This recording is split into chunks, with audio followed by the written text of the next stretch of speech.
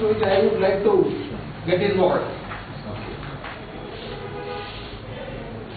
So these people have already given the details to Mr. So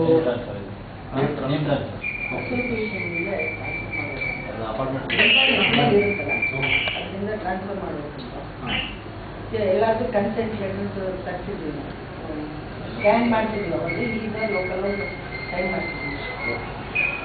ಏನೇನೋ requirement we have to apply for enhanced so once see for the common load, for the common load you want to apply for additional load, no? Okay, once it is transferred in your name, you can apply for additional load.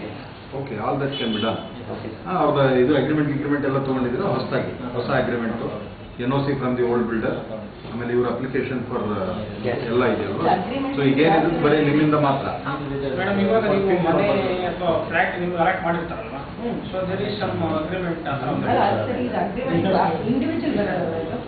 ಇಲ್ಲ, ಇದು ನಿಮ್ಮ association agreement ಆಗುತ್ತೆ. ಈಗ ನಿಮ್ದು association ಮಾಡ್ಕೊಂಡಿರ್ತೀರಾ, residents welfare association ಏನೋ ಮಾಡಿರ್ತೀರ. Somebody has to take responsibility for payment. Correct. So who will be doing that? The association. Association has been formed. That's all.